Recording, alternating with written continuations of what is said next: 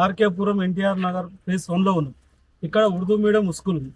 ఈ స్కూల్లో 178 మంది పిల్లలు ఉంటే నిజంగా విచిత్రమైనది. మన విద్యాశాఖ మంత్రి సబితా ఇంద్రారెడ్డి గారి కాన్సెన్స్ ఇది. సబితా ఇంద్రారెడ్డి గారికి మరి తెలుసా తెలియకనా, మరి అవగాహన ఉండి ఉందా, అవగాహన లేక ఉందా? మనం పైన పోతే ఒకటే రూమ్ ఉంది. ఒకటే రూమ్లో ఫస్ట్ క్లాస్, సెకండ్, థర్డ్ ముగ్గురు ఒకే దగ్గర కూర్చోబెట్టి స్టడీ చెప్తే ఏం అర్థమవుతుందో ఒకసారి మంత్రి గారికి అవగాహన ఉన్నారు. ఒకటో క్లాస్ చెప్పిన వాళ్ళకు మూడో క్లాస్కి ఏం అర్థమవుతుంది, థర్డ్ క్లాస్ చెప్పిన వాళ్ళకు సెకండ్కి ఏం అర్థమవుతుందో ఒకసారి మంత్రి గారికి నిజంగా పిల్లలు ఎంత ఇబ్బంది ఉన్నారో మంత్రి గారు తెలుస్తారు కదా. మరి మంత్రి గారు చూడలేదా ఇక్కడ? అదేవిధంగా కింద వచ్చి కూడా ఒకటే రూమ్ ఉంటుంది. అందులో 4th 5th ఉంది, అంతే కదా సార్, 4th 5th ఉంది. అందులో ఒకటే రూమ్లో కూర్చోబెట్టి చెప్తే స్టడీ ఏమర్థమవుతుంది? థర్డ్ క్లాస్ థర్డ్ చెప్పాలి, 4th 4th చెప్పాలి. థర్డ్లో చెప్పిన 4th కన్ఫ్యూజ్ అయితే 4th ఏదో థర్డ్ చేయాలి. అంటే పిల్లలు ఏదో చదివిపిస్తాం. మంత్రి గారు మమ అన్నట్టు చేస్తుంది. నిజంగా మంత్రి గారు, మీరు విద్యాశాఖ మంత్రి ఉండి ఈ రోజు మీ కాన్సెన్స్లో ఏ విధంగా ఉందంటే రాష్ట్ర వ్యాప్తంగా ఏ విధంగా ఉందో మంత్రి గారికి తెలుసా?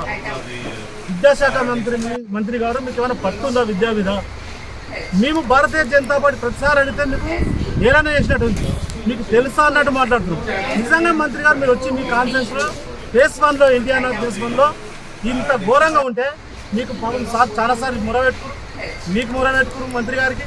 అదేవిధంగా కేటీఆర్ కూడా లెటర్ ఇచ్చినా చెప్తారు సార్, మరి ఎందుకు పట్టింపు లేదా? అంటే పేద ప్రజలకు మీకు లెక్కలేదా?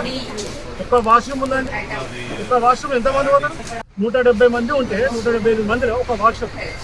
సార్ ఎన్నోసార్లు చెప్తారు, సార్ ఇక్కడ టీచర్లు లేరు, ఇద్దరే టీచర్లు, నాకు ఇబ్బంది అవుతుంది. నేను వచ్చిన పర్సన్ ఇన్నిసార్లు చెప్తున్నాను మంత్రి గారికి, నన్ను ఎవరు పట్టించుకుంటున్నారు, ఎవరైనా దాతలు ఉంటే చూడండి సార్ అంటారు. అంటే ఏ స్థాయికి వచ్చినాం? మన బంగారు తెలంగాణ ఇదేనా? ఇలా దాతలు ఎదుర్కొనే స్థాయికి వచ్చినామంటే మన బంగారు తెలంగాణ ఇది. మంత్రి సబితా ఇంద్రారెడ్డి గారు, మీరు పార్టీ మారి డెవలప్మెంట్ చేస్తున్నా ఇదేనా అని అడుగుతుంది. మొన్న చూడండి మన భూపాలపల్లిలో చుట్టూ స్కూల్లో చీరలు కట్టుకుని వాష్రూమ్లో పోతుంది. మంత్రి గారికి ఇంతనన్నా సోయి ఉంది అడుగుతుంది. మొన్న వర్షం వచ్చి అందరు పిల్లలు స్కూల్ పోయినాక మీరు సెలవు ప్రకటిస్తారు.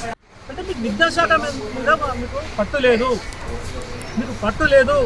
మీరు కావాలని ఆ విద్యాశాఖ మంత్రిగా తీసుకోవడం మీకే తెలియాలి. మీరు అలా పార్టీ మారి విద్యాశాఖ మంత్రి తీసుకురా, నిజంగా మీ ప్రభావాలకు తీసుకురా, మీ కేసులకు తీసుకురా, మీకు దేని మీద తీసుకురా మీకే తెలియాలి. మంత్రి గారు నిజంగా చిత్తశుద్ధి ఉంటే ఇక్కడ పిల్లల్ని విజిట్ చేయండి, పిల్లల బాధ చూడండి. ఇప్పుడు మేము డబుల్ బెడ్రూమ్ ఇళ్ళ గురించి తిరుగుతుంటే కదా మాకు ఇక్కడ స్కూల్ కంటే పడదు. స్కూల్లోకి వస్తే సార్ వచ్చి ధైర్యంగా చెప్తాను, సార్ నా ప్రాబ్లం ఉంది, నేను చెప్పడానికి రెడీ ఉన్నాను చెప్తాను. నేను చెప్పమని అడగలేదు సారే వచ్చి చెప్తాను, నాకు ప్రాబ్లం ఉంది సార్, మా పిల్లలను చూసుకోలేదా, మా కన్నా పిల్లలు అంటారు, పిల్లలను చూసుకోలేదని బాధతో చెప్తాను. అదేవిధంగా చూడండి అక్కడ రైస్ విషయం, దొడ్డు రైస్ లేదు, కోపిన్ రైస్ పెడుతున్నాం. మీరు చెప్పింది ఏంటి? కేసీఆర్ గారు చెప్పింది ఏంటి? కేసీఆర్ మనవాడు ఏదైతే రైస్ తింటాడో పేద పిల్లలు అదే తినాలి. మీ మనవాడు అదే తింటాడా? సిగ్గుండాలా మీకు? గీతానా మీ మనవాడు చెప్పిన మొన్న స్కూల్ పోయి విద్యాశాఖ మంత్రి పక్కన కూర్చోబెట్టుకొని సోయిలాని మంత్రి గారు ఉండేందుకు లేకెందుకు ఇక్కడ? మీరు నిజంగా మీ పోలీసు బలగాన్ని పక్కన తీసి మంత్రి గారు ప్రజలకు రండి, మీరు తరిమి కొట్టే రోజులు దగ్గర